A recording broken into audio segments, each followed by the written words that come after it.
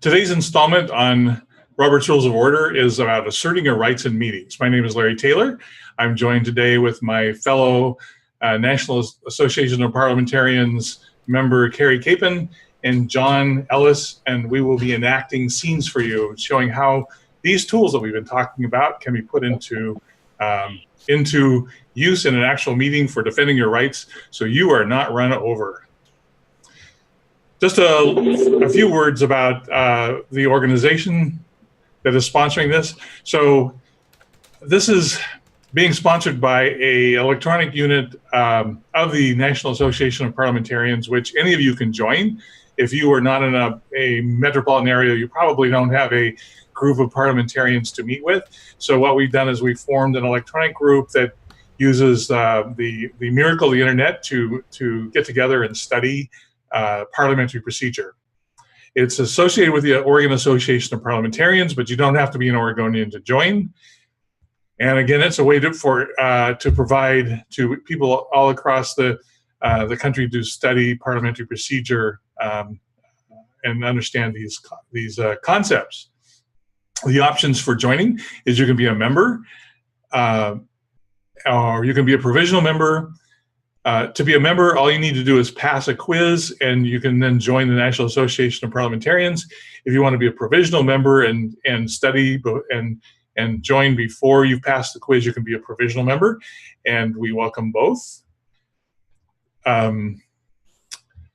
There's a nominal fee for joining the group. There's scholarships available from the Oregon Association of Parliamentarians. So if money is an issue, please let us know, and we will help fix that for you. And for taking the exams to join, any current member of the National Association of Parliamentarians could administer these, and we can find someone near you to help you take the exams if you are away from the metropolitan areas. We just had an exam last night, and the next one in the Portland area is on the August 31st, but we can schedule them at any point in time that you are ready to go. And you sign up at pdpo.org. The reference material, next slide, John, that these tests are based on, there's Robert's Rules of Order, 11th edition. It's being replaced on September 8th with the 12th edition. And it's my understanding that this is coming out on Kindle. So if you are just starting out, you might want to wait a month and for the new edition to come out and study it. The only real differences that I anticipate will be in the area of electronic meetings, because that's what has changed the most in the past decade. And to join the organization, all the information you need for the entrance exam is in a book called Robert's Rules of Order in Brief, which is the yellow book. And so if you're a quick study, you can read the book in an afternoon, take the exam, and become a member. So on to today's show, asserting your rights, putting your parliamentary tools into action. Welcome, Keri. I have Keri Capen with me today. Hi. Yeah, glad to be here. And the third member of our cast is John. So what we'll be doing is going through scripts of enactments of actual meetings and how you use these tools. To set the stage for this, though, we want to show you a clip of the congressional hearing that was conducted about a week and a half ago with Peter Strzok. It's a example of how these tools are brought to life and how they're actually very passionate in their usage. And it's really what defines the United States as a country is the fact that we use these sorts of rules of order as opposed to pulling out guns and just shooting each other. So, John, are we ready for the clip? Hang on a second here. We are ready, but I want to tell everybody a few things before I run it. First of all, this is real. This isn't Congress, and it's frightening when you see what happens.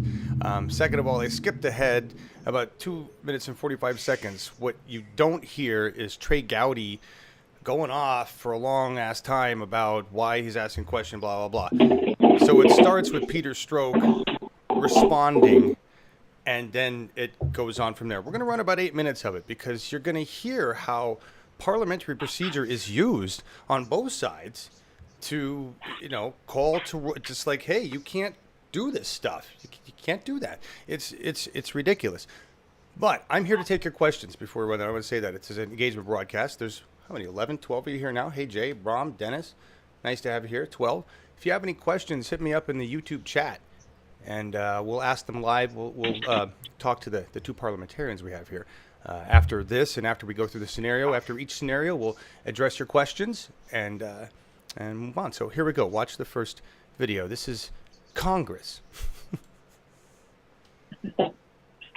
Into an investigation, how many people had you interviewed? Congressman, I understand your question. I appreciate it, and I would very much like to answer. But as I've stated, as you know, that counsel of the FBI, based on the special counsel's equities, have directed me not to answer any questions about the ongoing investigation into Russian attempts to interfere. The gentleman will suspend and the clock will suspend. Mr. Strzok, you are under subpoena and are required to answer the question. Are you objecting to the question? If so, please state your objection. Mr. Chairman, I object. The gentleman it does not have standing to object. There is no point of order. No point of order here. The Point of order should be heard. gentleman will state his point of order. My point of order is that intentionally or otherwise, this demand puts Mr. Strzok in an impossible position. He is still an employee of the FBI, and FBI counsel has instructed him not to answer the question. The gentleman... If we have a problem with this policy, we should take it up with the FBI, not badger Mr. Strzok. The gentleman's point of order is not well taken. It's right on point. No, it's not. Mr. Strzok, are you objecting to the question? And if so, please state your objection. Mr. Chairman, two things. One, I do not believe I am here under subpoena. I believe I am here voluntarily. Second, I will not, based on direction of the FBI to me, based on that, I will not answer that question because it goes to matters which are related to the ongoing investigations being undertaken by the special Mr. counsel's Strzok, office. you have not stated a valid legal basis for not responding to a question directed to you by a member of the United States House of Representatives, and you are overruled. Point of order, Mr. Chairman. Let me continue. Your testimony is essential to this hearing and to our oversight and information gathering functions with regard to the actions taken and decisions made by the Department of Justice and the Federal Bureau of Investigation in 2016 and 2017. I am specifically directing you to answer the question in response to our subpoena, notwithstanding your objection. Point of order, Mr. Chairman. Mr. Strzok, please be advised that you can either comply with the committee's directive to answer the question or refuse to do so, the latter of which will place you at risk of a contempt citation and potential criminal liability. Point of order.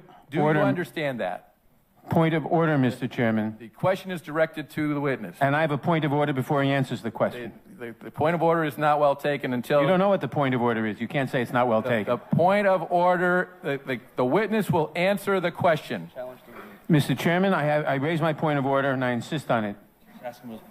What is the point of order? The United States Attorney's Manual instructs department personnel not to respond to questions about the existence of an ongoing investigation or comment on its nature or progress.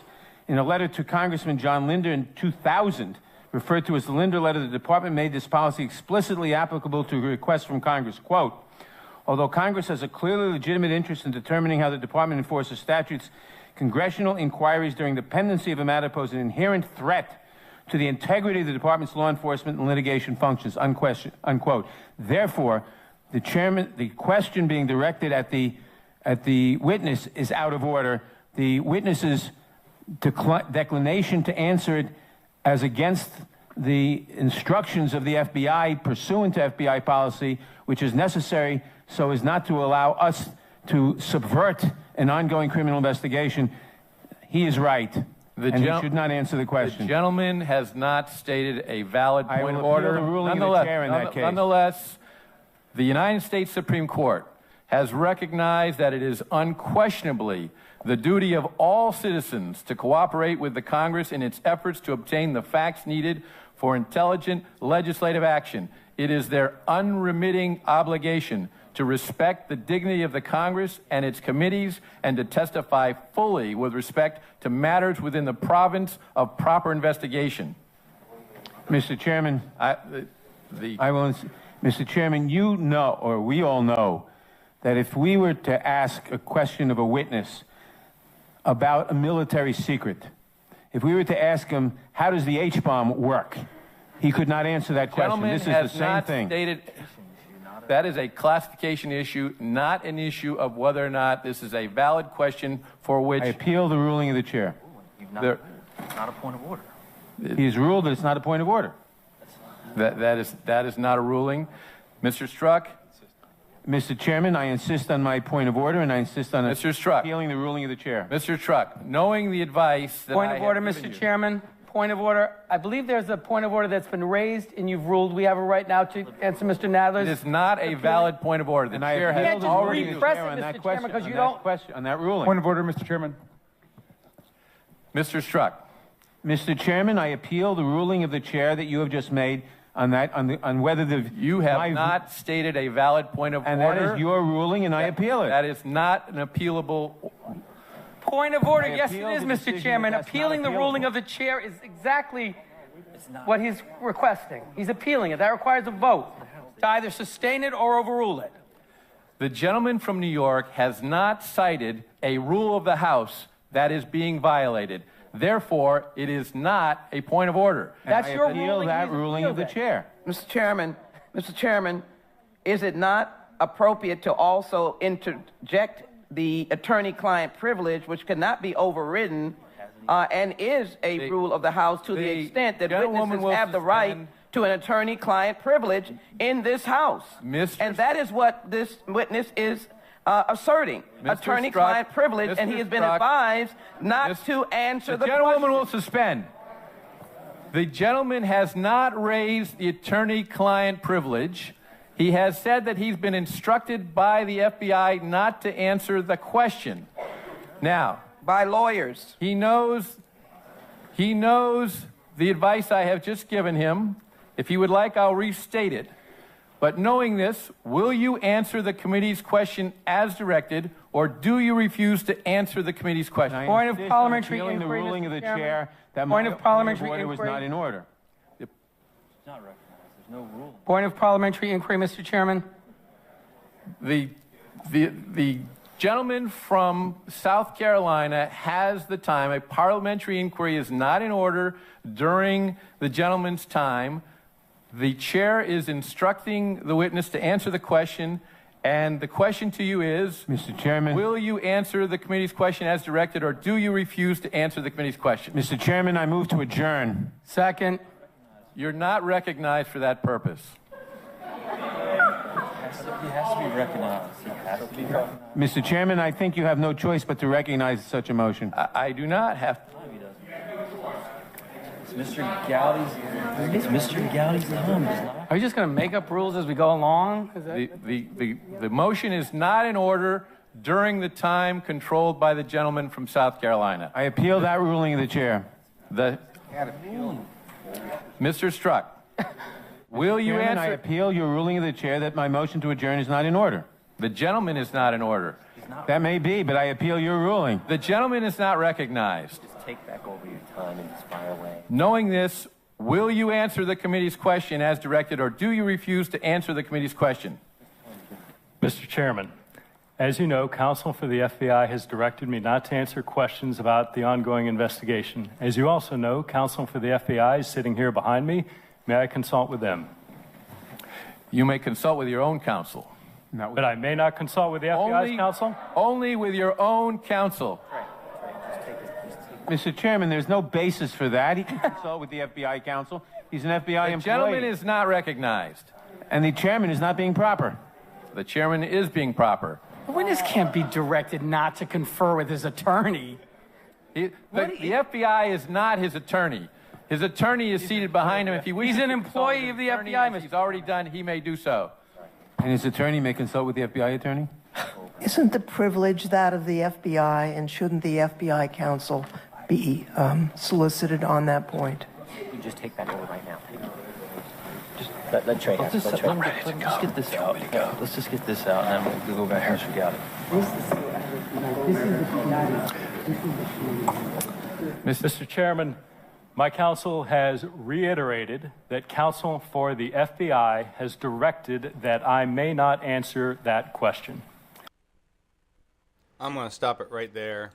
I don't know if it gets any crazier, but that's more than 8 minutes there. That was brilliant. What I especially liked was the color coding of the ties of the parliamentarians behind the the panel. So the parliamentarians for the Republicans were wearing red ties, and the parliamentarians for the Democrats were wearing blue ties. Didn't even see we'll have to remember that. Yeah, no kidding. Wow. It was just wild. That's just craziness. But it just demonstrates how important parliamentary procedure is. And this is also a perfect example of the chair not behaving as the chair should.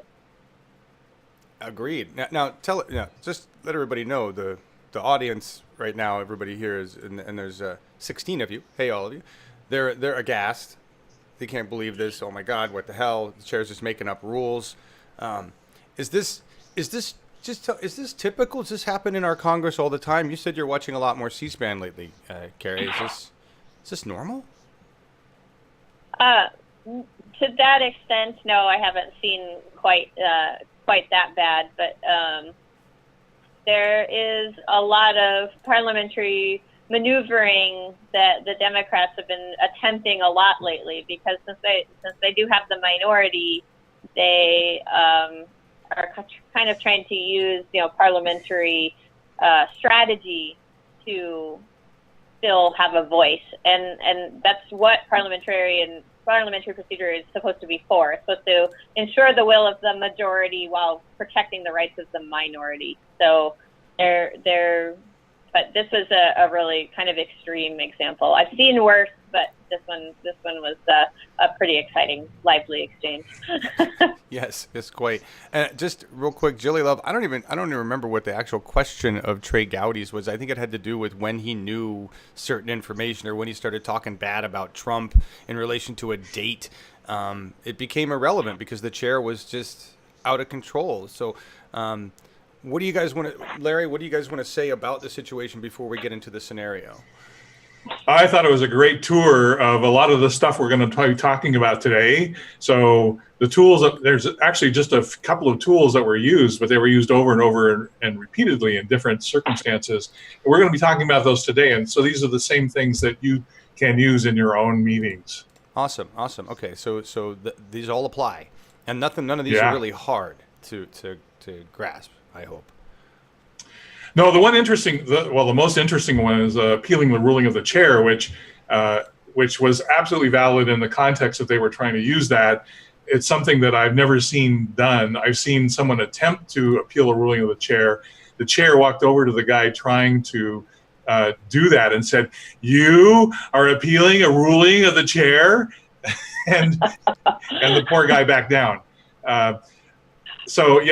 And when we get to that, what I'll do is I'll walk through the procedure and how it should work, and then you can see how that is played out through our script.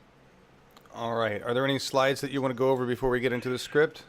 I did want to go over the parliamentary concept underlying all of this stuff, because everything keeps going back to that. So yeah, this is the one called Parliamentary Procedure. So it enables the overall membership of an organization to establish and empower effective leadership as it wishes, and at the same time retain exactly the degree of direct control over its affairs that it chooses to reserve for itself. And it is all based on and the next slide is, it's all based on the concept that the majority is taking part in the assembly who decide the general will, but only following upon an opportunity for deliberative process of full and free discussion. And what that means is the majority is what is determining the will. It's not the chair, it's not the executive committee, and it's not any other body unless they are explicitly authorized in the bylaws. And just briefly, I'll go over the next slide, which is a diagram. So when you start out a society, the assembly owns all the power.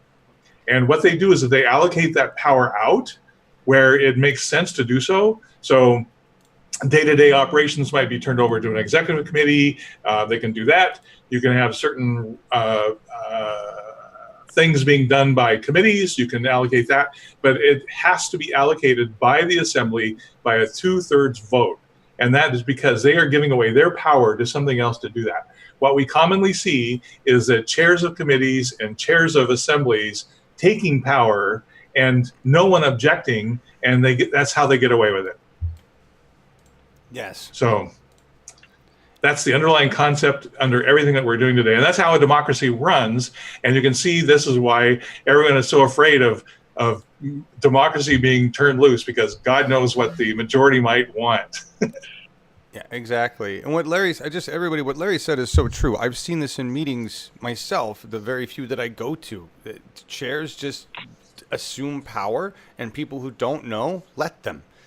And it's happening all over in our democracy. So, all right, do we want to go through the first scenario, Larry? Yes. So let's go to the slide called Act 1, right. And I'll set the stage for this. So this illustrates how a chair is forced to follow parliamentary processes. The tools that will be used in this script are point of order. I appeal from the decision of the chair, which we just saw in the clip from the Congress, and I move to suspend the rules and remove the chair from presiding for the balance of the meeting. This is apparently something that they can't do in Congress, but you can do in your own little group.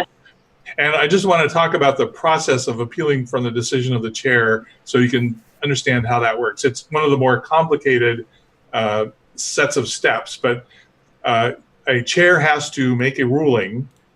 So this is why you do a point of order. You say point of order, and you bring up some point of order that is under discussion or is ambiguous. The chair makes a ruling. Someone says, I appeal from the decision of the chair. So the process is the chair then explains why they made the decision they did. Everyone in the assembly has an opportunity to speak once, and the chair has another opportunity to do a closing argument, and then the decision is put on the assembly. So you can see this is how the power is retained by the assembly. And in a normal society, the chair should actually be relieved of this kind of process, because that moves the weight of the decision off of them and puts it on the group. But for some reason, some chairs feel like it's an insult to their ability to decide, and it's an assault to their power or whatever it is, and they don't like it. But that's how an appeal works and how the decision gets moved to the assembly and out of the chair's hands. Do you have any questions from the line before we start in, John? Oh, hang on a second. I don't think so. Move some things around. Hi, everybody. Hey, Schulte, how you doing? Xander. Appeal the ruling of the appeal of the original ruling of... Okay, la. Making fun of it. Actually, there was a little bit of that kind of going on there, some backtracking of things. We can talk about that afterwards. Nothing in chat. Let's just get to it, Larry. All right. So the first scenario illustrates how to handle chairs that are not behaving properly. The majority finally decides to remove the chair from presiding for the balance of the meeting. And the setting is a standing committee, which is facilitated by the chair and consists of about 5 members. And the chair is attempting to impose his agenda on the group rather than let the majority determine the agenda. Right. So go ahead, Keri. So wait, everybody. So we're just going to play individual roles, but we don't have enough people to play all the roles. So some of us are going to play multiple people. You'll get the idea. All right. Okay. And let me introduce the characters. So Keri is going to take the role of chair, and John is going to be the members asserting his rights, and then I'm the moderator, and I'm backup voices. Right. So go ahead, Keri. All right. I call the meeting to order. The first order of business is to receive a report from the Special Caucus Bylaws Subcommittee. Point of order. The member will state his point. The Assembly has not approved the agenda. The point is not well taken. The Rules Subcommittee has worked on creating a bylaws template for months. They have made a special trip to join us today and deserve to have an opportunity to present their work first. I'm rising without obtaining the floor. So what, I just stand up? Is that what that means? Rise without obtaining the floor? I just stand up and go, yes. Yo. Okay. So, yes. I appeal from the decision of the chair. I second. I'm not going to allow this meeting to turn into an argument over how we will spend our time. I'm the chair and will follow the agenda I presented. Point of order. I'm not wasting any more of this committee's time on parliamentary games. Would the chair of the Special Caucus Bylaws Subcommittee please present their report? Oh, is that point of order again? Sorry, my Yes. bad. Point of order. Yeah. Again, I'm the chair of this subcommittee, and I was appointed to run the committee as I see fit. I will take no more points of order. So, Larry, this sounds very much like what we just heard. That one dude just going point of order all the time, right? Yes. Okay. And so at this point, the chair is not performing their duty according to the accepted processes as outlined in Robert's Rules, and a member can now take over the duties of the chair. Ooh. Okay, so is the ruling that the point of order, that the first order of business is the approval of the agenda not well taken? All those in support of the chair's ruling say aye. And then all those opposed say no. No. And No. everyone else says no. All right. The noes have it, and the chair will proceed with the approval of the agenda. We're not changing the agenda. I move to suspend the rules and remove the chair from presiding for the balance of the meeting. The chair is failing to perform the duties of the chair properly in this meeting. I second the motion. The motion is not amendable and is not debatable. All those in favor of removing the chair from presiding for the balance of the meeting, please say aye. Aye. Aye. Those opposed say no. No. The ayes have it. The chair will step down, and the vice chair will preside through the end of the session. Did that end up happening at the end of that whole thing? We didn't watch the whole thing. Did they adjourn? Did they get out? What happened? It probably didn't. No one I doubt if anyone. It depends on the rules of the committee, but it's unlikely that you can remove a chair in Congress because they operate by a different set of rules. Oh. Yeah, they have their own rules. I think what ended up having is they talked themselves around in circles, and then Trey Dowdy was like, well, I don't actually need the answer to my question because I already know it, and then they went on. So, which is kind of a Oh my dick gosh. thing to do, but Our tax dollars at work, everybody. Okay. yeah. So let me see if there's any questions here. Any questions on that one, everybody? Let me know. Thank you all for So joining I just us. want to say that that any member, if your chair is being basically not performing their duty, you can the general procedure is you raise your point of order 3 times. If you're ignored, then you just stand up and you take over the meeting and you just talk over the chair. The chair is irrelevant. You rule on it. You can vote to remove him or her, and you just ignore the chair because they're not performing their duties adequately. And then you can even later go back and impose further penalties on them if you so desire. But in a meeting, if the chair's not doing what the will of the majority is wanting him or her to do, then you just stop listening to them. Wow. All right. So there's the decorum says 3 times, and then after that you're like, hey, because I wanted to make a motion to smack the chair at some point, and that dude really just out of his. Just gonna make a motion to smack the chair. I second. Really quick. The group that you're a part, whatever group that you are a part of, whatever meeting you're in, you might have specific rules governing behavior. Like in the House, you can't remove the chairman, unfortunately. So different organizations will have different rules, but the default is what's in Robert's Rules, and that allows for the removal of a chair. Cool. Very cool. Thank you. The comment here says, who says this? Barbara says, Robert's Rules kind of make me think of fencing. And it's true. You're just kind of, it's like parlaying with words, right? It's very cool. And you guys, Keri was telling us about, tell everybody what that when they're doing this, when everybody's texting each other at the big meetings in Oregon and planning strategy and deciding what to say. I mean, if you noticed, everybody, that the chairperson wasn't making stuff up off the cuff. He was being handed papers to read, right? So there's a lot of strategizing, right, Keri? Yeah. So it's thanks to the wonders of technology, you can have real-time conversations with everyone in your group, and with ideally with a parliamentarian. And even in the congressional video, you could see in the background all the parliamentarians, and you could hear them whispering to each other, and giving advice and whatnot. Because the parliamentarian has the ability to advise, but you don't have to take the advice of the parliamentarian. But generally, people defer to them. Like a lawyer, right? Right. All right. Thank you so much. Hey, Barbara. Hey, everybody, for joining us. Thank you for being here. 17 of you. And I think we're moving into Act 2, right? The second scenario, Larry? Yes, let's show the blue slide. All right. Let me get it. All right. There's Act 2. That's 3, 2. Whoops. There. Bam. All right.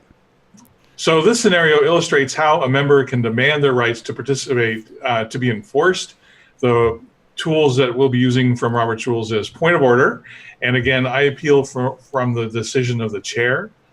This is actually based on a real life scenario where two organizations have taken upon themselves to decide that credentialing will be closed and anyone who shows up late will not be credentialed and therefore cannot participate in the meeting. And it was actually after another presentation I was giving on your basic rights that someone asked me, does that mean that you can't take away people's rights to participate? And I said, yeah, that's a fundamental right, unless they've undergone disciplinary procedures. And then they explained to me what was going on. And this scenario has actually been resolved within the two organizations without having to drag this out and go through this process in a full-blown meeting. But this is the script is based on, if that had not been done, how you would take Robert's Rules to reopen the Credentials Committee and allow people who arrive late to receive their credentials and their right to participate. Right, and it just make sure everybody understands how important that is. Credentials means that you get to vote or you get to do anything, right? When the chair and in the Congress said this person isn't recognized, right? That's something that you could say to somebody at that meeting if they weren't credentialed in, correct?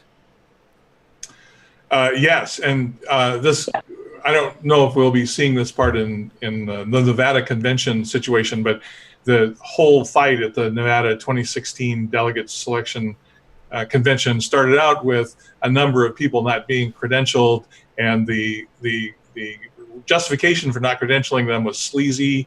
And there were a bunch of people who had never been involved in these processes before, and so the suspicion escalated from that. So, we talked about credentialing and the importance of it before. It's one of those things that is really boring until you see it used against you. Right. And I go ahead, Kay. I just wanted to add that that just to reiterate, your fundamental rights as a member. So when you're credentialed, you are officially a member and you have the right to vote. You have the right to participate in debate, and you have the right to make motions. And so if you aren't credentialed in a meeting, then you technically don't have those rights. So it's important.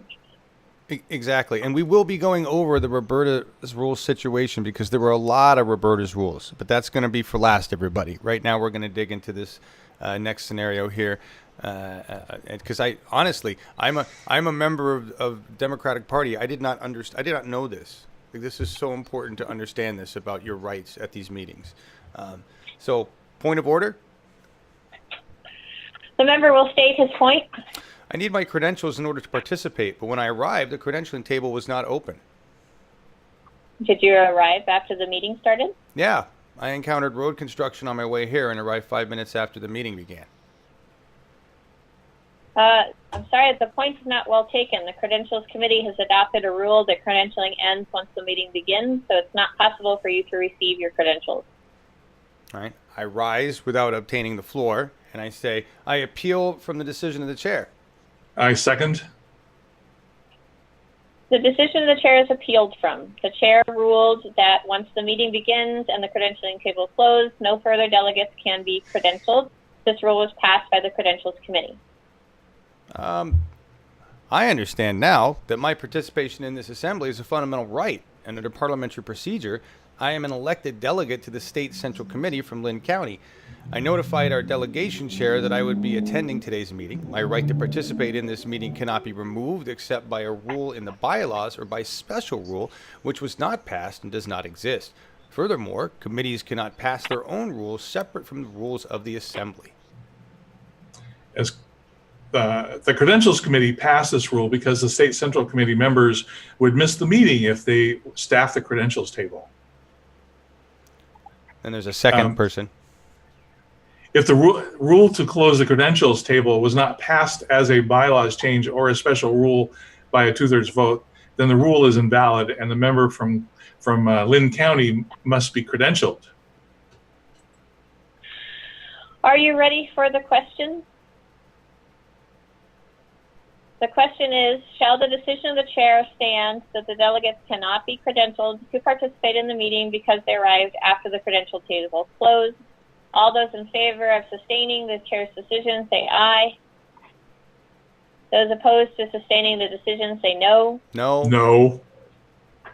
The noes have it, and the credentials table will be reopened to credential delegates. So that was the happy path with everyone in agreement. Yeah. And the chair behaving as the chair should, by the way. Right. Yes. Thank you, Madam Chair. Because you may have had to do some of the other point of order stuff from Act 1 in this one if the chair wasn't behaving correctly, right? Exactly. Right. All right. Let me see if we have any questions from the audience.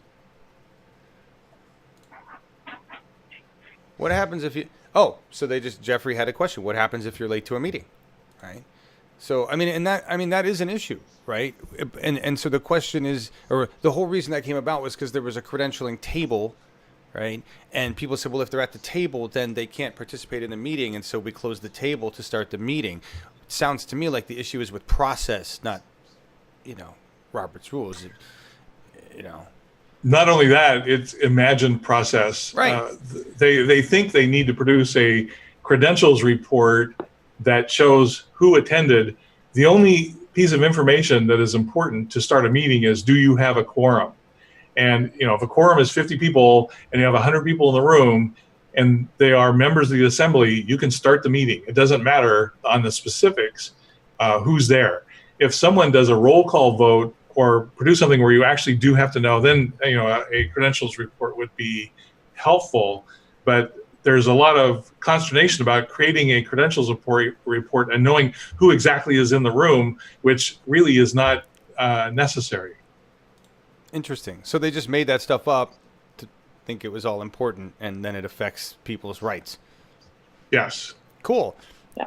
Dennis has a statement here that I think is interesting. And Dennis, I'd like to know more, maybe for next week or something.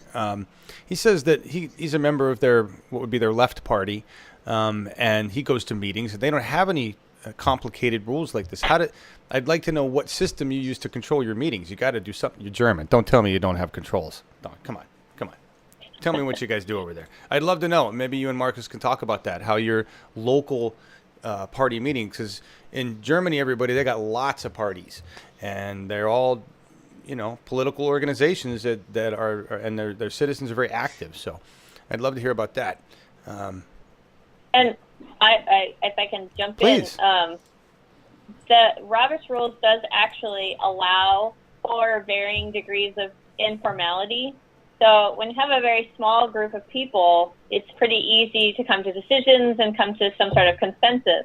But once you get above about a dozen people, that kind of system starts to break down. And so there are rules in place to be more formal. And so the larger the gathering and the larger the group of delegates or members that you have, the more formal you need to be in order to provide for fair participation for everyone in attendance. That totally makes sense. And boy, I wish somebody had told Roberta that. Wow. It's a lot of people at that meeting. Thank you, all 20 of you, for being here in the middle of a Saturday to learn about Robert's Rules. And thank you, Keri and Larry, for bringing your knowledge to us. This is really awesome stuff. I appreciate it. Are we ready for Act 3, Larry? Yes. Let's show the blue slide. Okay. You always ask for that. I never have it ready. Damn it. Too many screens. Act 3.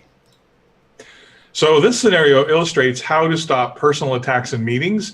One of the expectations is that these are deliberative assemblies, and we're talking about ideas. We're not talking about personalities. We're not talking about motivations. And so this is, if someone starts getting personal and yelling at other members across the meeting, this is how to stop it. The tools we will be going over is I call the member to order, point of order, I move to order a penalty, and I move the member to leave the hall. Ooh, it's going to be a rough one, huh? So, the setting is a meeting of a deliberative assembly, and we'll start out midway through a debate. I start that? Is that what? Yes. Okay.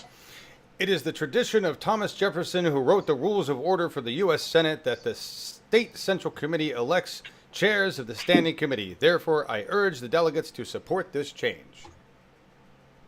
How dare you bring up the name of Thomas Jefferson in these proceedings?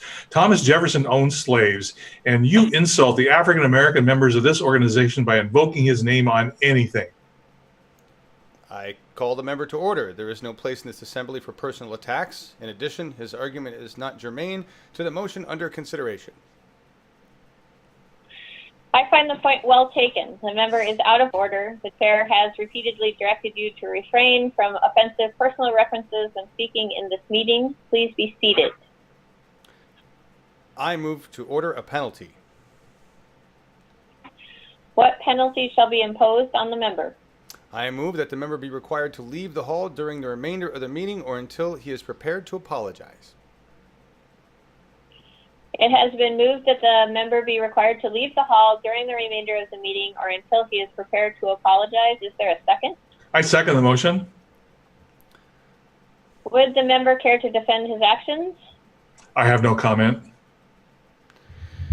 I deplore the hostile environment which this person has created. No one wants to attend these meetings when our membership is disrespectful to one another. This actually did occur in a Democratic meeting as well. I forgot about this. I don't know that it was resolved this way, but it did happen. Just thinking about that. I support this motion and urge my fellow delegates to vote aye. Are you ready for the question? The question is, shall this member be required to leave the hall for the remainder of the meeting or until he is prepared to apologize? All those in favor say aye. Aye. Aye. All those opposed say no. The ayes have it. The member shall remove himself unless he is prepared to apologize for his behavior. I like this scenario better. I come off much better in this one. Playing the role of an evil chair isn't fun, is it? No. And to your question about how did we resolve it, we're not used to using these tools, and we're actually not used to people behaving like that. Oh. And so there were around 150 people in the room, and everyone stood there in shock when this attack on Thomas Jefferson, who wrote the Declaration of Independence, was blurted out, and we were all accused of being racists. It was such a shock that we just sat there dumbfounded. Yeah. I'm even thinking of a different scenario, Larry. But it was just a guy who always showed up to meetings and was just generally not a happy person. And somebody said, "Look, you're just always here, always complaining and stuff, and hijacking the meeting for your own purposes, and we'd just like you to leave." And that was, they got him to leave, So you can do that. Well, and that's half the battle with any sort of parliamentary procedure is just knowing what your rights are and what steps you can take as a member. Because you just have to keep in mind that the membership, the people in the room, they're the ones with all the authority. So if you've got people, who know and can step up and notify people of their rights, then that's why we're here trying to spread this information around. Exactly. And the chair's number one job is to facilitate the meeting. And the chair should be all over anyone who acts improperly in the meeting. That is their job. Their job is not to dictate. Their job is not to lord over. Their job is to facilitate. And if they don't do that, then they give these tools to the membership on how to bring the meeting back to order. Man, you give them that gavel and all of a sudden they're like power or something. They go power man. It's like, that gavel is for us to hit you when you act like an idiot. That's we should tell them with that. And just I want to bring up something. You guys are talking about everything. Good conversation you're having. Jilly Love, I know it's frustrating. Okay, we've got a two-party system that doesn't work. She says while we're arguing points of order. You're right. Okay, but in order for us to change that two-party system, we have to know the rules. We have to know the rules good enough to beat them at their own game with the rules. It sucks, but that's what happens when your democracy gets taken over by a bunch of dickheads. You know, it's what you got to do. So I hear you. No one wants to really do this, and I wish I'd been taught this in school. But we're here, right? So thank you all for being here. Are we on to the next scenario, Larry? We're ready for the blue slide for Act 4. Yes, we are, aren't we? Here we go. So this illustrates how a chair is prevented from suppressing legitimate activities of the assembly. And again, the two tools that we'll be illustrating is point of order and I appeal from the decision of the chair. All should sound familiar. So the fourth scenario illustrates how to address a situation where a chair is overreaching their authority and is attempting to suppress legitimate actions within the organization by ignoring them. The setting is a meeting of the deliberative assembly. The setting is a rules committee chair concluding a report to the assembly. All right. Me is the rules chair, and that concludes the report of the rules committee. Right. Point of order. The member will state his point. The Rules Chair failed to bring two motions from the Rules Committee for a vote by the State Central Committee. The Rules Committee approved a motion regarding electronic meeting rules and a motion regarding rules for handling undocumented processes. The point is not well taken. The motions regarding electronic meeting rules and undocumented processes were passed in a meeting not authorized by the Rules Committee Chair. I appeal the decision of the Chair.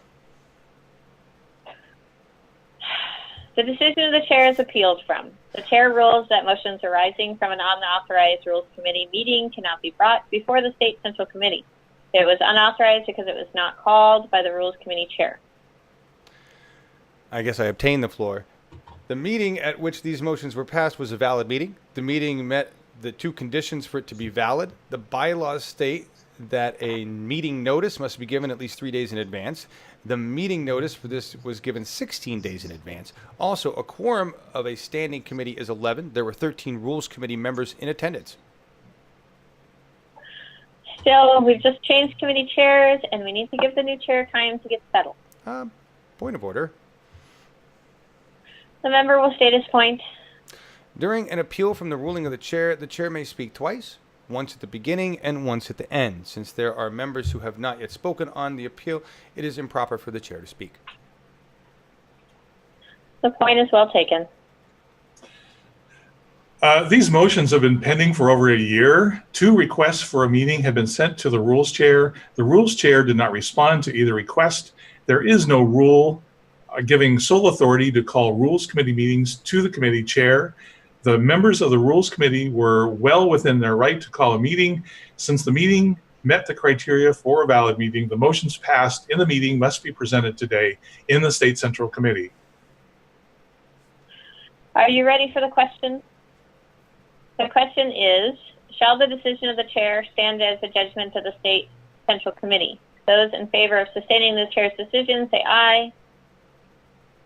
Those opposed to sustaining the decision say no. No. No. The noes have it, and the decision of the chair is overturned. The Rules Committee chair will bring before the Assembly the motions approved at the last Rules Committee meeting. But that didn't happen. You didn't have to go through that, right? Well, yeah. We're still in a situation where we're told that 2 members cannot call a meeting, which is flatly not true.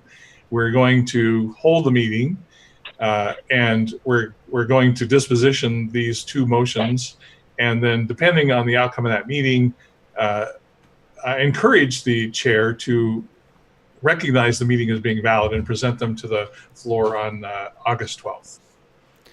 I understand, everybody, what I swapped there. We went from the scenario to the fact that this is a potential scenario going on within Oregon Democratic Party, right? This sword play you guys are talking about is happening right now with little old us. So it's important to know this stuff. And knowing the bylaws, your party bylaws, seems to be handy here. Making sure you know what those are. What do you guys? I'm looking for questions. Any questions, everybody? All right, I don't see anything here. Keri, you want to make any statements about this, or? No, just that it's important that you know your rights, and it's important that you know how to act, and that's why we're here, and that's why actually I started joined the National Association of Parliamentarians, so that I could act as this resource.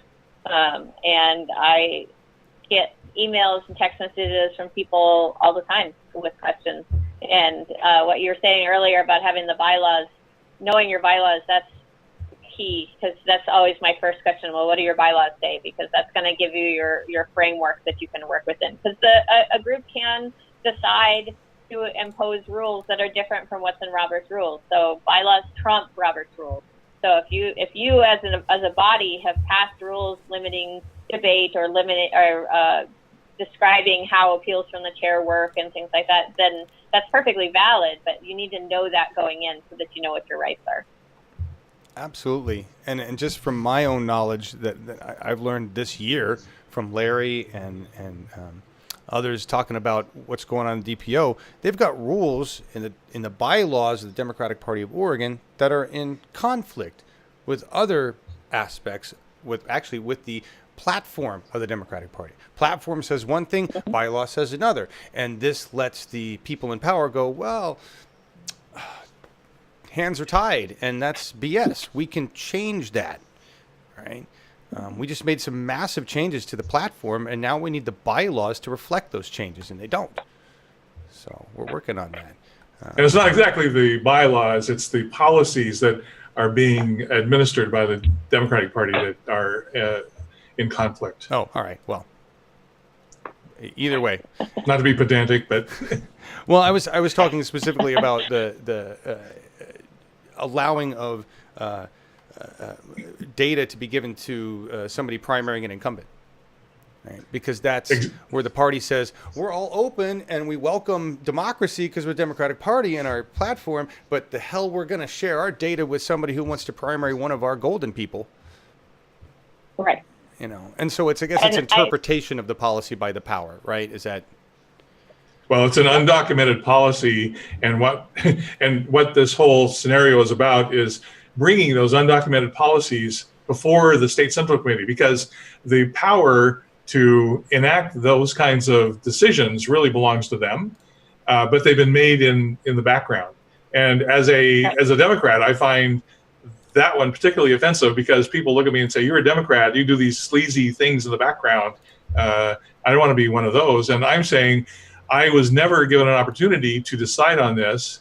And so what we're trying to do is bring these out so that they can be brought before the Assembly, and the Assembly can then say, yes, this is the policy we want to keep, as odious as it might sound, or they could say, you know, we agree this is an improper thing for the party of the people to do, and we are no longer going to continue to do that. But that is the discussion that needs to happen. People cannot make these decisions in the background and go unchallenged and stay. Absolutely. Well said. Well said. Go ahead, Keri. Really quick before we go into the next scenario, I wanted to share with you one of the two binders of bylaws. This is just Democratic Party bylaws. Oh my God. The cover. This is a 2-inch binder, and I have multiples of these. So I have bylaws for all the caucuses, every county in the state, the DNC. Wow. This is what I do for fun. Dang.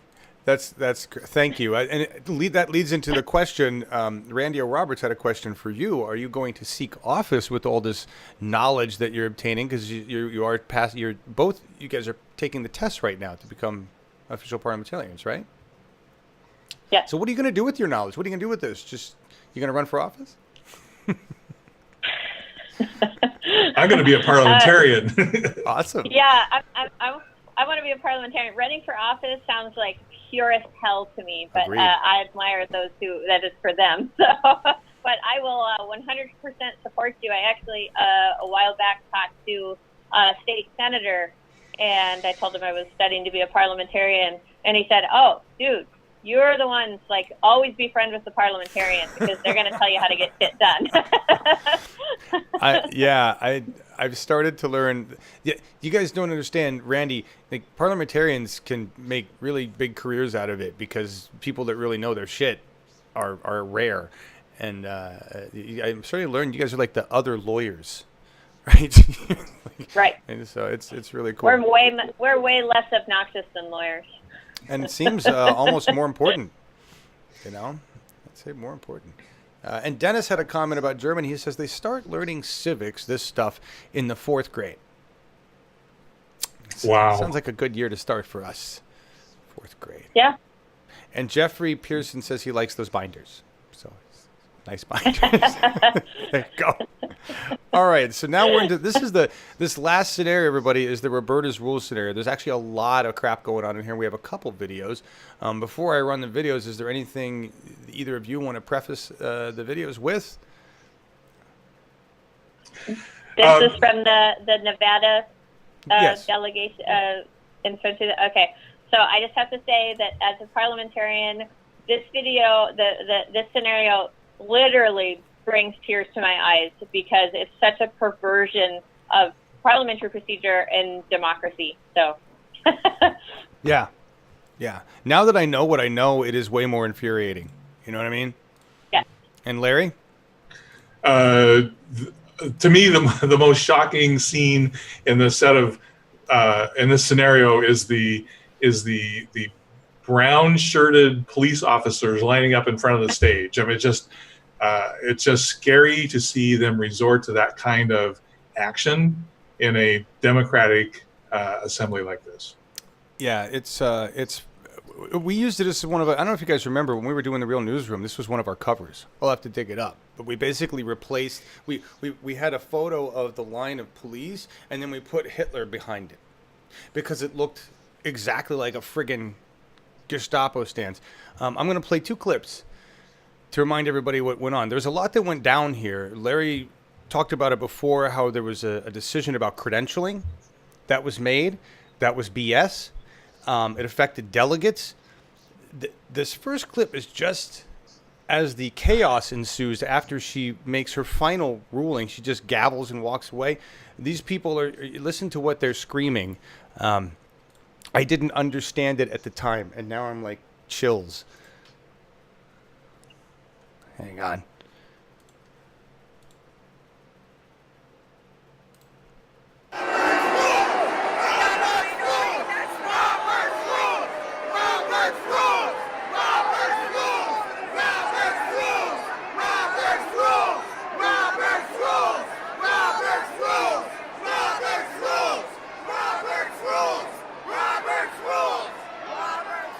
You get the point there, right?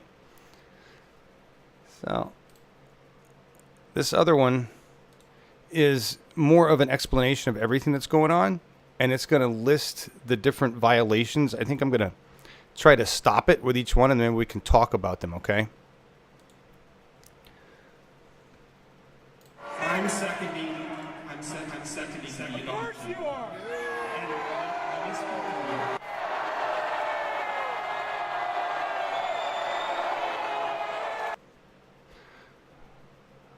Okay, can you see that there? It says Roberta is allowed to announce that the convention rules pass on voice vote only, even if the vote was a clear no vote. Roberta knows no head count needed. Right? So what happened there when she did that?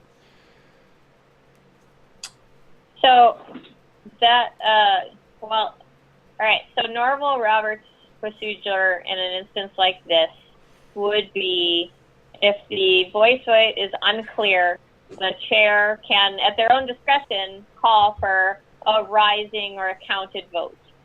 If it's still unclear, or on the demand of a member, they can call for a roll call vote or a ballot vote so that it is absolutely 100% certain what the results of the vote is. So by having a ruling like this, you're just leaving it solely up to the discretion of the chair, and if they have an agenda, then they can just go on and override the will of the hundreds of people in the room. Okay, and so and just to clarify, what that means is there was a voice count, and there's a shit ton of people in the room, and basically you say all that say aye, and everybody goes aye. All that say nay, and everybody goes nay, and then it's the chair's job to decide which was louder. Right. Yes. Okay, and then if she can't determine it, or if people question it, then they call for a voice vote or a head count, right? Right. Okay. They can, yes. They would call for division. A really good example of this, of how a good way to handle this, was at our the most recent Democratic Party of Oregon's platform convention. Our platform chair, Valdez Bravo, did a spectacular job. There was a vote. He called for the ayes. He called for the noes. And he said, and he kind of laughed and said, I can't tell if there was more noes or they were just louder. So he called for a counted vote, and it ended up being dead even. It was exactly a tie. It was a tie vote. So he did exactly what he was supposed to do and verified the vote. Wow. And then so what happens with a tie in that case? Well, in that instance, that meant that the motion failed, and so then the I don't remember what we were voting on, but it just meant that it didn't happen. I mean, we live streamed that, everybody, and I remember watching that happen in several rooms actually, where they had to call a hand count, and yeah, Valdez did an amazing job with that whole scenario. Let's take a look at what the next one is here. Just one more comment on that one. It appears that what they're voting on is the convention rules, and it is an awkward situation for the chair. Not that I'm trying to defend what Roberta did, but they never prepare for the unhappy path. So, usually people just go along. You've got these convention rules that people have worked on. Hopefully the arguments have been settled in advance so that there is agreement that we're going to follow these rules. But what seems to have happened here is that they said, okay, we got these rules. Are they going to pass? And then people voted no. It's like, well, what are you going to do if they vote no? Right. You've got 900,000 people in the room. They've been in there for hours drinking, and you don't have a plan B. Right. Exactly. And the other thing that happened out of this that I'm really sad of is that everybody's remembering the one thing out of this whole thing, and that's the chair. They're all talking about the chair in chat, right? While there was no chair thrown, the real violation was of the rules, right? So anyway, good point there, Larry. And I really hope anybody who's in Nevada who might be listening or listen later, you got some parliamentarians that are looking at your convention rules and your bylaws so that this kind of nonsense never happens again. That's awesome. I'm glad. I hope we have a bunch of you parliamentarian superheroes in all of our conventions this time around. Here's Rules 2.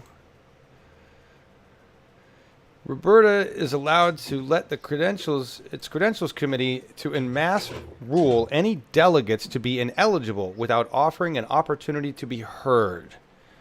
So didn't we just cover this scenario, kind of? Explain what this is. They just decided, the credentials committee decided that delegates are ineligible. Just decide. Yes, this was because they said that they couldn't verify that they lived at the addresses that they said that they lived at. This should have been done in advance and settled. But because they denied more of the Sanders supporters than the Hillary supporters, it started looking very suspicious. And as in the vote that Keri just talked about, sometimes these votes are close. And so a difference of 10 delegates could make all the difference in the world. Absolutely. And it was suspicious, so it was right to call. And Rule 3.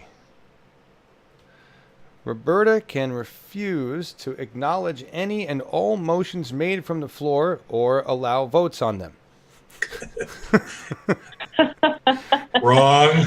I mean, we heard people calling for, it was chaos at some point. We heard people calling for to acknowledge in motions, and she was just, just a chair out of control, right? Yeah. So, as we already talked about earlier, like one of the fundamental rights of a member is to make motions.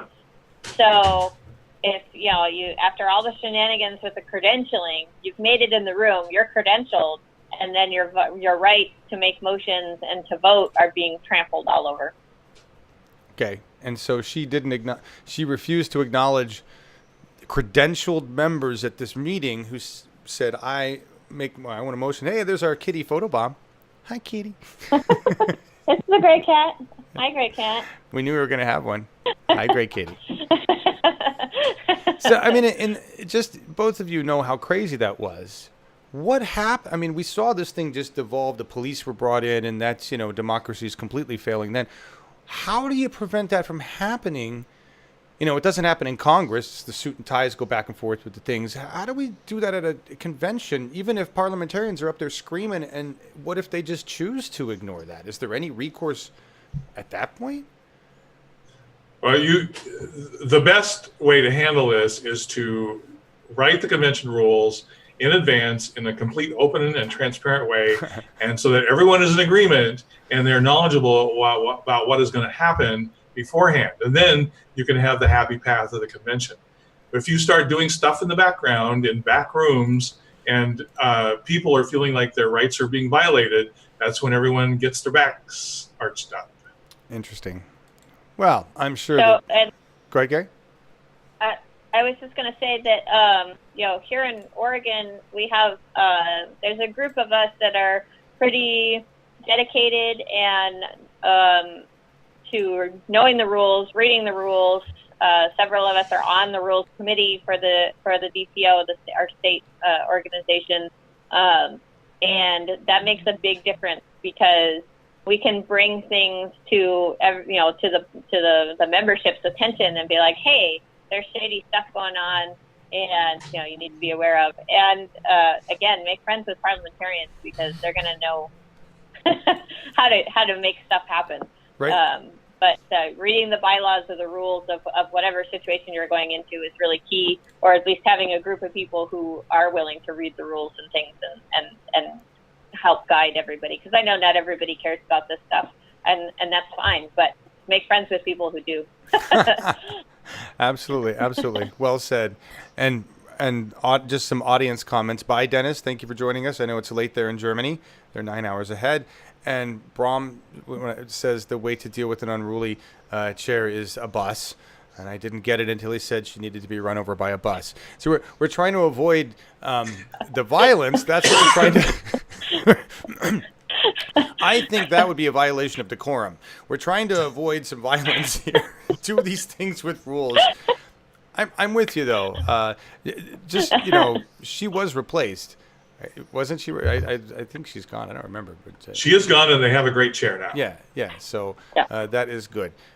But yeah, this is why we have to be on it, so that it doesn't devolve this far. Because at this point, it was already crazy at this convention. Here's Rule 4. Roberta is allowed to refuse to accept any petitions for amendments to the rules that were properly submitted. And this is just a chair acting like they can do whatever they want. I know there's something that happened. I don't know when this specifically was, what amendments were made, but I don't recall the specifics either. But if you're following your own procedure, then she's just power mad. Basically. Yep. I think that's it. Oh, Rule 5. Roberta must cut to video. That's I was waiting on Rule 5 here. Excuse me. Here, I'll show you everybody. This last clip is basically the end of it. We were live streaming this, and we had a cell phone in there. Here. She basically does that, smacks the gavel. She's all pissed off. doesn't know what to do, and they cut the video. That is not how your chair is supposed to run a meeting. At that point, you've got nothing left but the bus. Really. You know, she called the meeting over. I mean, and it was chaos. And then we get accused of throwing chairs. So, knowing the rules is how we defeat that, right? Yep. What else do we have in slides or information, Larry? Anything? So let's go to Act 5 of the blue slides. All right. So the scenario that we're going to go through now illustrates how a chair is prevented from suppressing legitimate activities of the assembly, and the rules that we're going to go through are point of information, point of order. I appeal from the decision of the chair, and I call for a division of the assembly.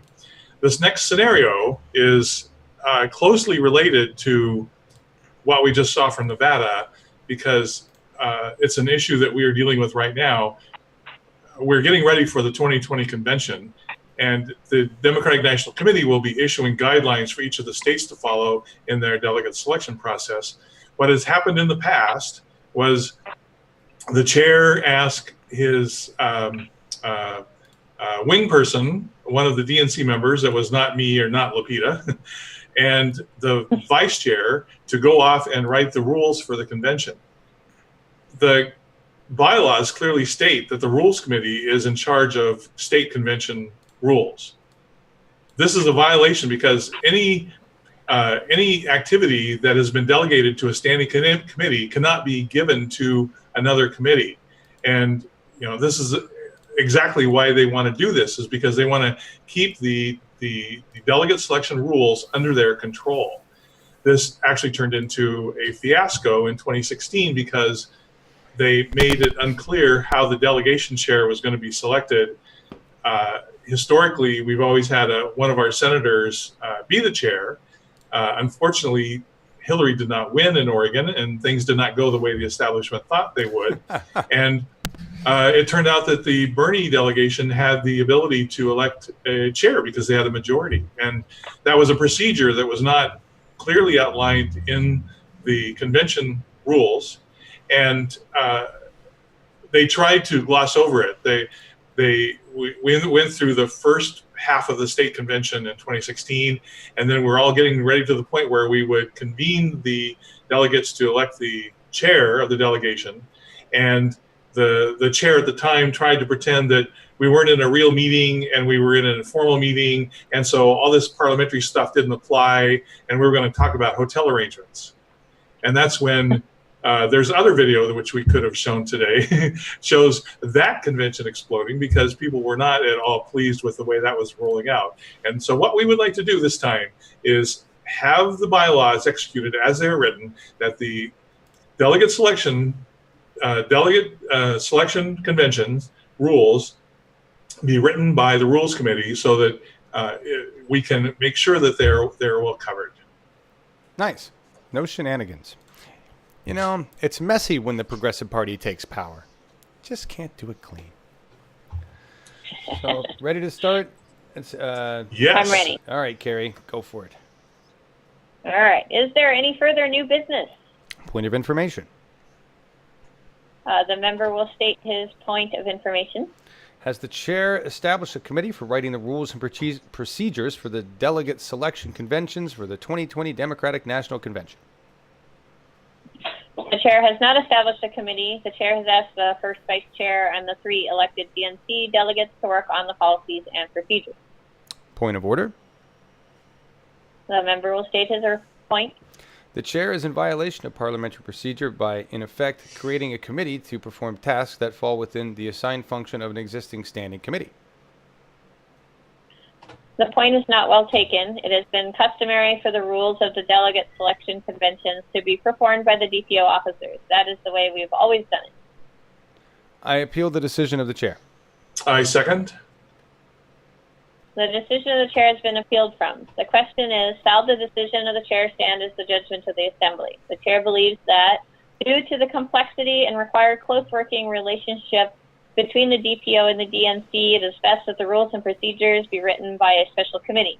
Where the bylaws state that the Rules Committee is responsible for state conventions, this only applies to the platform convention. I think the chair is in the best position to decide where the rules are written, so I urge everyone to vote yes. Robert's Rules of Order state on page 492 that a special committee may not be appointed to perform a task that falls within the assigned function of an existing standing committee. The bylaws state that rules and procedures for state conventions are the responsibility of the Rules Committee. If the bylaws meant this to be limited to the platform convention, it would have clearly stated that limitation. Therefore, it is a violation of the bylaws for anyone other than the Rules Committee to write rules and procedures for what are clearly state conventions. I urge the member to vote no on the decision and abide by the bylaws. It has always been the custom for a special committee to be set up for the delegate selection conventions. How can we trust the Rules Committee to do a good job? I wish there were a point of BS, but I can't say that. It's just point of order. The member will state his point. During an appeal, no member is allowed to speak more than once. The point is well taken. Is there any additional debate from members who have not yet spoken? Seeing no further debate. Point of information. The member will state the question. What does a yes vote do? A yes vote validates the chair's decision to have the rules written outside of the Rules Committee. A no vote will refer the state delegate selection convention rules to the Rules Committee. Those in favor of sustaining the chair's decision, say aye. What do you do, Larry? Those opposed? I'm voting no this time. No. Oh, Okay. Oh, I do have to vote yes. So I voted yes, sorry. Read your script. Okay. Those opposed to sustaining this decision, say no. No. The ayes have it. I call for a division of the assembly. A division has been called for. All those in favor of the motion to sustain the decision of the chair, please rise. Everybody stands up. I count. All those opposed to the decision of the chair, please rise. Everybody stands up. I count. The noes have it. The 2020 Democratic National Convention Rules and Procedures the Delegate Selection Convention Rules and Procedures shall be written by the Rules Committee, and this meeting is adjourned. Then you bang your gavel very angrily. Point of order. The assembly has not voted to adjourn the meeting. The chair leaves the podium. Point of order. Since this meeting has not been properly adjourned, I request the first vice chair preside over the balance of the meeting. And this is where the first vice chair then takes the podium and continues with the meeting until the meeting has been properly adjourned. Which is not what happened in Nevada. They cut to an Obama commercial.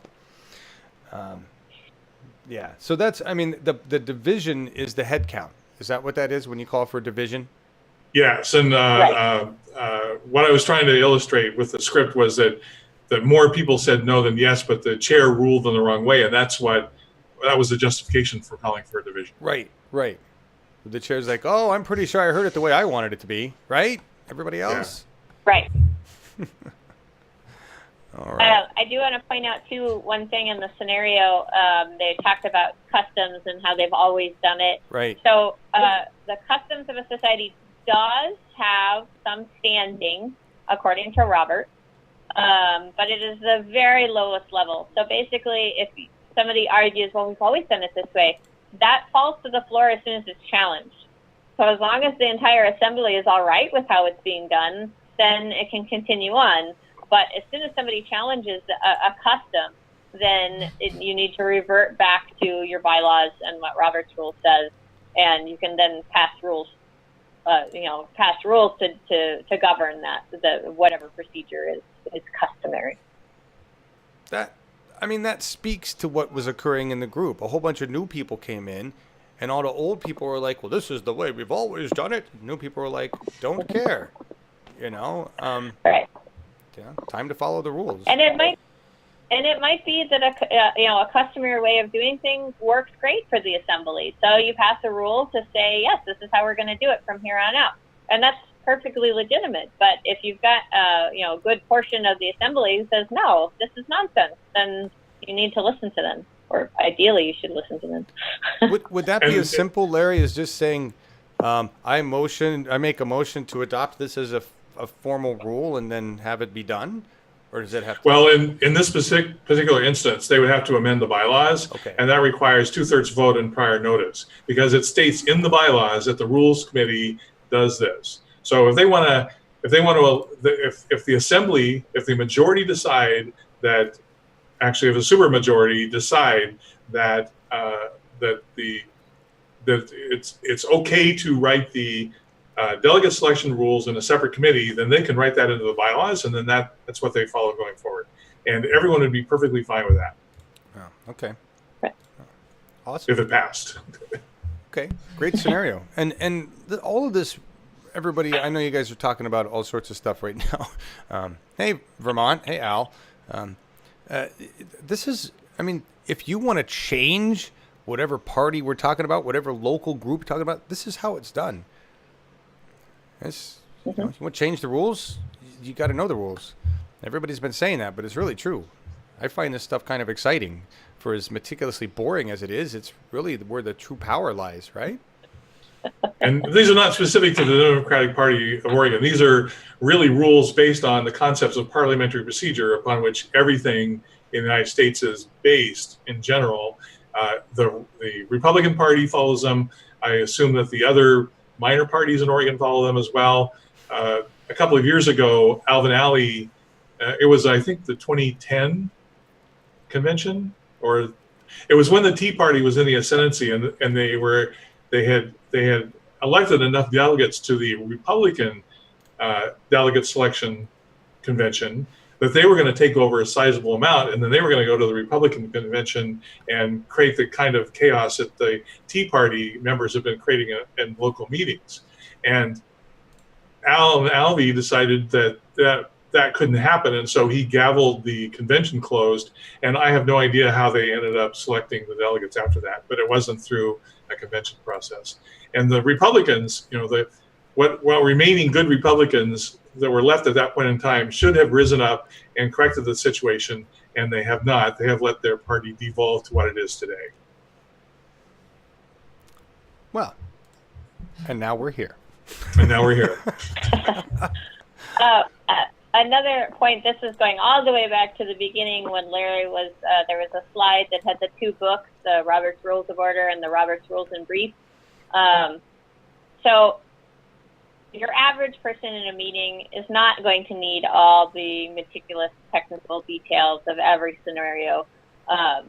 So I would highly recommend, if you just want to know what your basic rights are and whatnot, get that yellow book, the Robert's Rules in Brief. Read that. It's a quick, easy read. It's in pretty plain language, and it'll cover 90% of what you need to know. Whereas the Robert's Rules, the brown book there on the screen, that one is a hideous book to read. It's horrible. I've spent the last year and a half studying it, and I still have to struggle through it. So unless you're really, really into this kind of stuff, and obviously I am, and Larry is, I find the intricacies of it and the underlying logic of it really fascinating. I would not worry about trying to wade through the full Robert's Rules. It's 700 pages. And it's a hideous read. So get that yellow book, the Robert's Rules in Brief, because that's going to tell you the majority of what you need to know. Awesome. Thank you. Thank you both. This has been very educational. I appreciate that. Anything else, Larry? No. Any final questions from the line, or have we made everyone happy? Have we empowered everybody? They're all empowered. Thank you guys both for being here. They're still talking about using a bus, but that's all right, everybody. Let's just save the bus for later, and right now let's get on the Robert's Rules bus and learn these things. I'm going to get me a copy of the revised. We're also talking about making an app. Larry, when you're done with your, I'm hoping that I can work with both of you to build that app that we were talking about, right? So that people can take minutes and know what to do in specific instances when we've got problems with the chair or whatnot. Because if I'm not mistaken, Keri, you had said that it was really a limited set of things we would need to really know in terms of core operations, right? Well, yeah. So the way that Robert's Rules is set up is extremely logical. And I mean, I'm not a computer programmer or anything, so I don't know all the ins and outs, but there is a limited set of options in any given scenario of what you can or cannot do. So there's actually a chart in Robert's Rules that has the precedence of motions. So because some motions have the ability to trump other ones, basically. So there's a hierarchy. So depending on what you're doing, that narrows down your options of what you can do next, and that will further narrow down your options to what you can do next. So there's a logical position which I think would lend itself to an app of some sort. Nice. So. Yeah, and you can see that, and I think we saw that very clearly with even the Congress, for as complicated and crazy as you would expect it to be. It was a lot of the same stuff over and over again, right? Point of order, blah, blah. So that's great. It's a lot of if-then statements that we'll write. Right. Awesome. Well, I think we're good. We get out of here with a song. Thank you, everybody, for being here. Larry, we've got another one of these next week, right? Yes. What's the next one? Do you know? I don't have it on my list. It's on the types of motions, and it's either incidental or privileged. Great. But the motions that we saw today being used fall in those categories, and that's why they're important. Awesome. So, like, I move to adjourn, which we saw in the congressional video. That's I believe a privileged motion, and he was within his right to do that. Awesome. Thank you so much. Keri, any final words before we get out of here? No, thanks for having me on, and I hope you invite me back because this is fun. So thank you. Love to have you back. Looking forward to doing a show with you on the third quarter SEC. We're going to film it and then bring it together and talk about all the play-by-play that went on. Right. Awesome. Yeah, exciting. Everybody, we always go out with a song. Thank you for joining us. We have no more shows today. We have no more shows tomorrow. Tomorrow is just a Sunday. We've got nothing going on. Somebody says there's a Bernie rally somewhere and they want me to stream it. Maybe I'll pick it up. Other than that, go out and do democracy. Learn this stuff. Get involved with your local groups. I'm seeing changes happening everywhere because people are getting involved with their local organizations, whatever it happens to be. And we have a lot of changes to make. The song I picked today it's kind of, I wanted the original, but most of the originals of these songs you can't play anymore because of rules. And I looked for something about breaking the rules rules in general, because we're talking about that, people that break rules. Everybody Wants to Rule the World was a song that came out in 1985, 84, 85. I was 15. And at that point in time, I knew nothing. I thought the world was great. I thought life was grand and the United States was a wonderful country. And I didn't care about ruling the world because, as far as I knew, the world was fine. Now I'm 48, and I understand that there are people that really do want to rule the world. They're not nice. And so we have to learn the rules so we can stop them from ruling the world. And that's why we're here. Thank you for joining us, everybody. We will see you, I don't know, Wednesday? Wednesday is the next event. It'll be a 2020 strategy. I got all sorts of cool data we'll be talking about. So join us for that. 7 p.m. Wednesday. Thank you. Bye, Keri. Bye, Larry. thank you. Bye.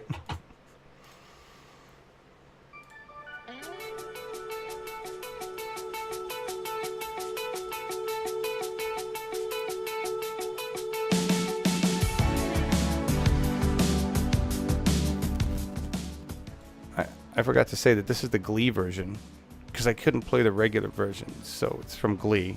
Sorry. It's not that bad.